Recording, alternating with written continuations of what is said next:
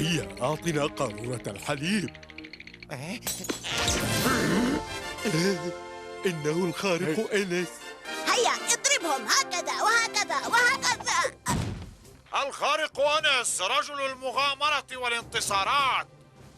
من منكم يحب أن يرافقني في حياة المغامرات الرائعة؟ أنا أجريت كل الترتيبات، أخبرت كل السلطات، استعملت نفوذي وقوتي، وكل هذا من أجلكم ومن أجلك. أرسل 100 قطعة نقدية فقط لكي تحصل على سلسلة المغامرات الكاملة. لقد أرسلتها. إذا كنت قد فعلت ذلك فراقب صندوقك البريدي، فالمغامرة ستكون بانتظارك حتما. هناك طرد من السيد إينس وهو كبير جدا. الرجاء مراجعة مكتب الطرود البريدية كي تتسلمه. مدهش، بدأت المغامرة.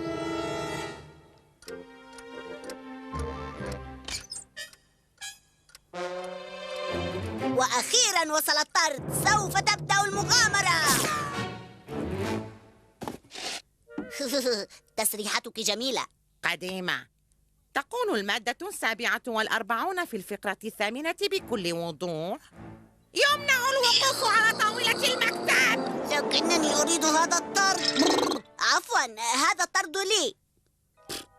القانون هو القانون يا سيد. أنا لا أضع القانون لكنني أنفذه.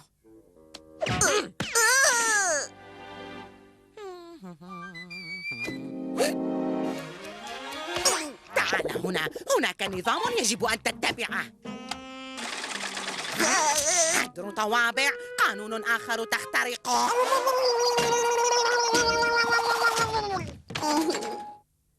حسناً، هكذا تعاملين الزبائن؟ لقد مللت منك. سنرى إن كنا نستطيع أن نخدمك يا حبيبي. الوصل. أنا يبدو أنني قد أضعته. القانون صريح بشأن إضاعة وصل البضاعة. أين ذهب؟ تقول المادة 84 من القانون: إن على الأشخاص الذين يفقدون الإيصالات أن يأخذوا رقماً ويقفوا في الدور حتى يأتي مسؤول الشركة الذي هو أنا وينادي بالرقم ويدقق الشخصية. وهناك المادة 48 التي تمنع منعاً باتا لمس كتاب القانون. الآن خذ رقماً وانتظر مثل الجميع. رقم 1، رقم 2، لا أحد، رقم 3. حاضر، رقمي 3. هل سآخذ العلبة؟ حتماً. هكذا تسير الأمور عند احترام القانون. حسناً، قف في صف الدور خلف الخط الأحمر.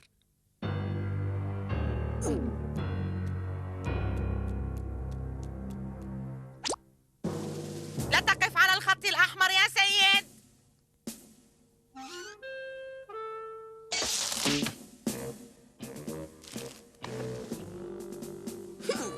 سأسحق هذا النقار. مرحبا. أمسكتك متلبسا أيها النقار.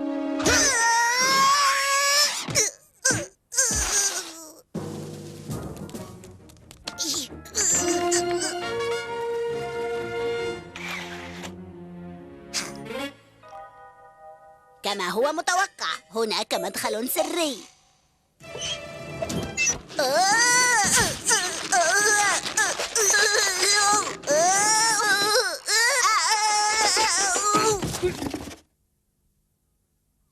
هذا سأقضي كل وقتي في ترتيب الصناديق. خرقت المادة 25 التي تنص على عدم انتهاك حرمة المكاتب.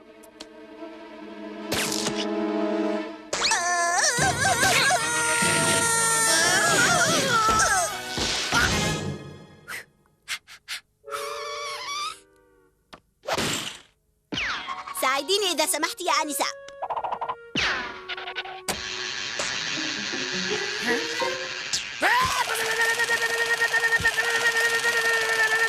سنرسل هذا الطرد إلى جزيرة بورا بورا.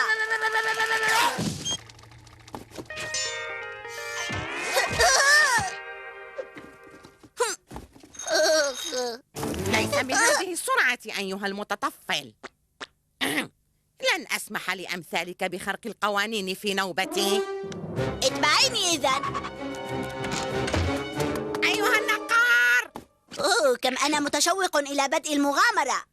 اخرج وإلا ملأت بيتك بسيل من البريد التالف منذ سنوات. إنها ثياب ضابط بحرية. أنا أعرف أين أنت. ستخرج أم سآتي لأخرجك أنا؟ حسناً، سأفعل ما كان سيفعله السيد إنس لو أنه كان في مكاني. أيها النقار، اخرج حالاً ولن سيدي الضابط، ماذا تفعل هنا؟ تفتيش فجائي؟ تقول المادة 39 إن على الموظفين أن يطيعوا أوامر رؤسائهم دائماً. تماماً يا سيدي، تماماً. حسناً، قفي خلف ذلك الخط الأحمر حتى أناديك. استعدي، انطلقي. لفي ذلك الصندوق، رتبي الرسائل، ردي طوابع البريد، رتبي الشريط اللاصق، ردي على الهاتف، رتبي الحسابات.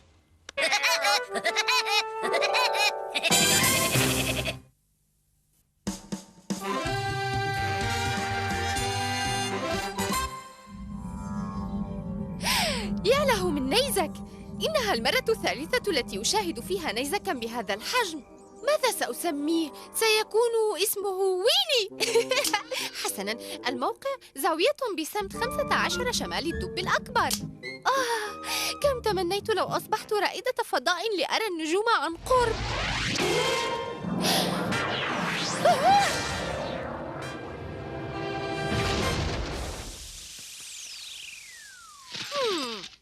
على من يجدها أن يعيدها إلى منصة إطلاق الصواريخ. واو، قد تكون فرصتي لغزو الفضاء. لا، ليس هنا، إنه هنا صحيح؟ عفواً، أنا ويني نقارة الخشب، هل هذه لكم؟ هذا هو رصد النيازك. الأرض في خطر، هذا سيء. أظن أن هذا الذي يندفع بقوة نحو الأرض نيزك ثلجي. أين؟ إنها النهاية، قضي علينا، الأرض ستنفجر، أريد روادا. مصيبة. سأحقق له أمنيته. رائد فضاء، لكن كيف وصلت؟ هل حضرت بالبريد الإلكتروني؟ حسناً، لننطلق.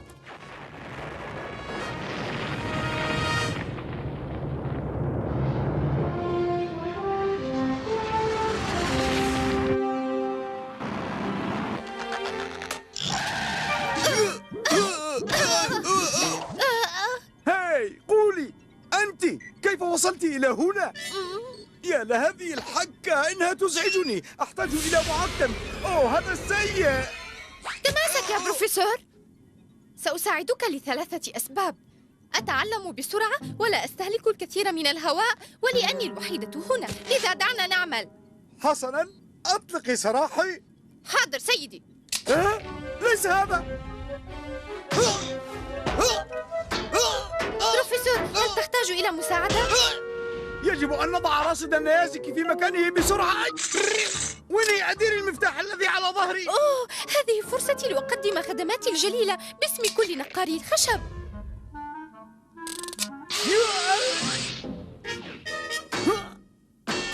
أولاد هذه الأيام، أسرعي، توقفي. سأحاول ثانية، ربما يكون 3. مغنطي جسم المركبة، يكاد الحبل ينقطع. المفتاح على يسار الباب. هذا يا بروفيسور. انكسر. لا تقلق يا بروفيسور، إنه خطأ بسيط. هذا ليس جيدا. أرجوك توقفي. ماذا يحدث؟ يجب أن نثبت هذا الرصيد على مداره. اسمعي جيدا. كلي آذان مصغية، أقصد ليس كلي، فلدي شعر جميل ويقولون إن منقاري ثري. كفى! شغل الذراع الآلية. تم تشغيلها سيدي. بهدوء بهدوء. بهدوء بهدوء، يبدو هذا سهلا.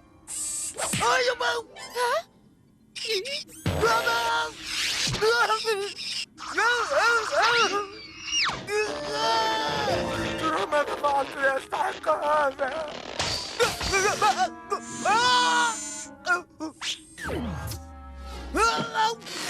ساعديني. يبدو العمل في الفضاء أسهل مما تصورت. يا إلهي، لا أرى شيئا. أدير الخوذة. ها هو المذنب الأزرق الكبير. يجب أن نوقفه باستعمال أشعة حارقة. أوه لا، بل باستخدام حزم الأشعة. انزعي هذه الخوذة عن رأسي. أنا أسيطر على كل الأمور يا بروفيسور.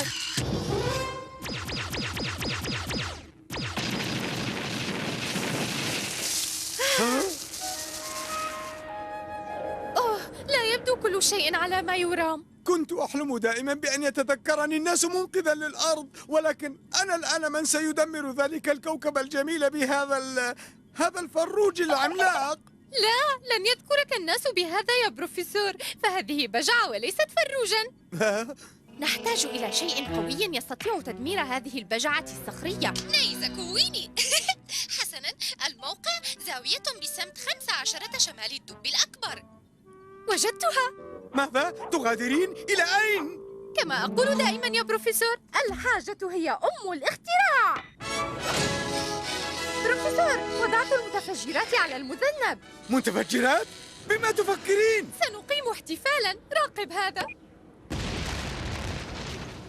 أرأيت؟ سنجعله يتجه يمينا. لن ينجح الأمر يا ويني. ما زال المذنب يحمل الدمار في طريقه، ولكن إلى الطرف الآخر من الأرض يا ويني. صحيح يا بروفيسور، لكن مذنب ويني الأحمر الجميل سيعترض طريقه.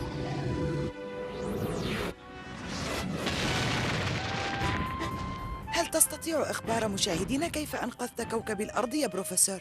نعم، ولكن أنا في الحقيقة نعم. يريد البروفيسور أن يقول إننا أطلقنا حزما ضوئية هكذا.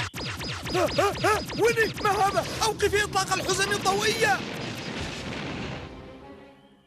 أبلغتنا وكالة الفضاء الوطنية عن نشاط غير مسموح به لحزم من الأشعة الموجهة، فقد أطلقت إلى الفضاء في مسار يعترض مذنبا أحمر متجها نحو كوكب الأرض، وقد أخذ شكل نقار الخشب.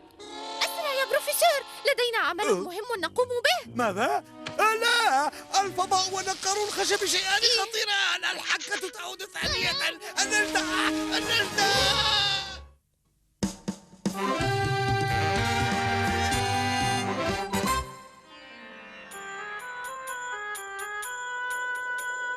تقول الأسطورة إن إيزي مهرج توت عنخ آمون قد سرق كنوزا عظيمة من خزانته وأخفاها في مكان ما واختفى بعدها عن العيون. يحتوي ذلك المكان حمى الضحك التي تحول كل من يقترب منها إلى ضاحك أحمق، فانتبهوا جيدا. مصر بلد رائع. لو كنت عالمة في الآثار لوجدت ذلك الكنز الكبير ولأصبحت مشهورة أيضا.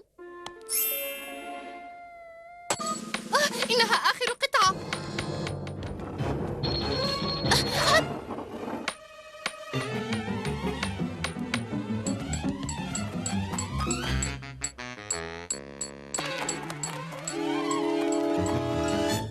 نعم، لقد وجدت ذلك الحجر الهيروغليفي الذي سيرشدني إلى مكان الكنز المدفون، لكن متى سيأتي الخبير الذي سيقوم بالترجمة؟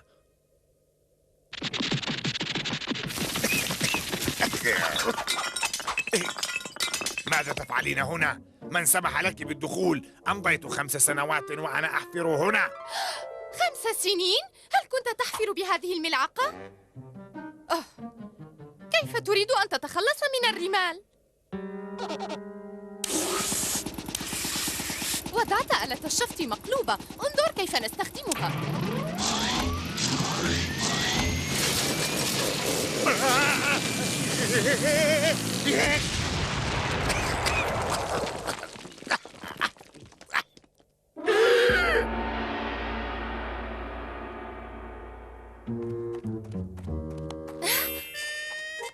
يا إلهي، كيف وجدته بهذه السرعة؟ أفضل أن أحتفظ بالسر. انظر ما هذا، هل هو مهرج الملك؟ هذا صحيح. أنا التي اكتشفته؟ لا، أنا. لا لا تحاول خداعي، أنا التي اكتشفت المكان. أنا الذي كان يبحث أولا. حسنا سيدي، أين المشكلة؟ هذا يكفي. أنت تعطلين العمل هنا. ليس لدي الوقت للنقاش، يجب أن أجد الكنوز. أوه، إذا سنكتشف الكنوز. هذا العمل من اختصاصي، أنا قائد الحملة وكل ما سنجده سيكون لي. مفهوم؟ مفهوم. كن حذرا يا بروفيسور، من المعروف أن الأهرامات ملأى بالأفخاخ. ولا تنسى حمى الضحك أيضا. حمى أفخاخ، هذه سخافات.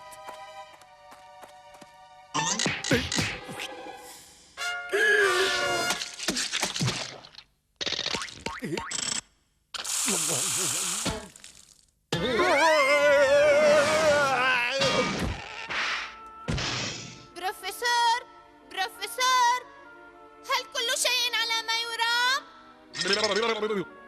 يا للروعة، إنها فرصتي لحل الرموز الهيروغليفية. منذ القديم إلى اليوم كل قصة تختفي وراء صورة. تبدين عالمة آثار فعلا. بما أنه شخص مهرج فقد استخدم الأحجية. انظر، لماذا قطعت الدجاجة الطريق؟ لتصل إلى الطرف الآخر.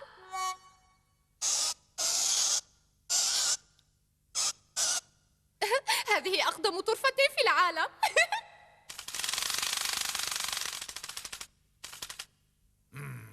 أعتقد أنها خبيرة، لابد أن الكنز هنا.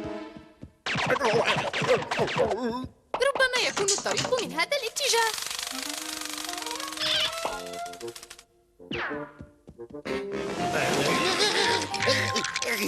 حسناً، لما لا يكون من ذلك الاتجاه؟ كوني أكثر دقة.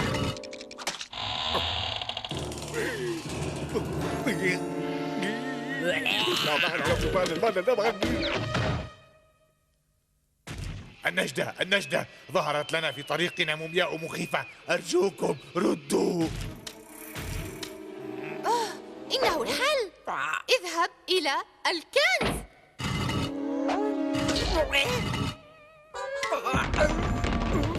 إذا كان ها هنا كنز فلا بد أن يكون خلف هذا الباب.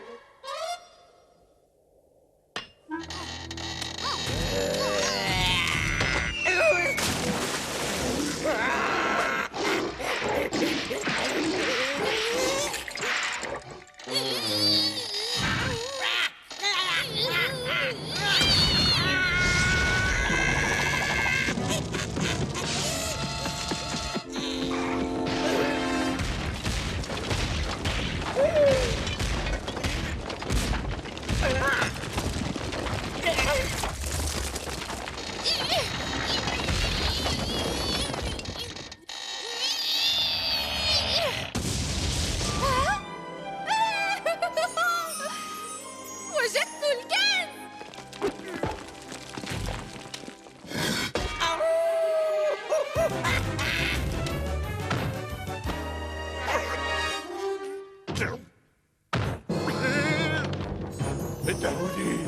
إنه لي أنا. في يوم واحد من العمل عثرت على كل هذه الكنوز. يوم واحد؟ غير معقول. هذه نتيجة عمل الدؤوب. أفنيت عمري باحثا عنه، ثم أتيت لتقولي إنه نتيجة عمل يوم واحد. حلوى أصابت وجهي، ثم قفزات، وسمك متوحش، ثم سهام ومومياء، وقصة الدجاجة التي قطعت الشارع، ثم أجد هذا الكنز. صحيح يا صاحبي، كنت محقا. لا شك أنه مجنون. أنا لست مجنون، انظروا إليها، هي المجنونة. ألا تصدقون؟ أنا لست مجنونا. ربما أصابته حمى الضحك. حاولت أن أحذره.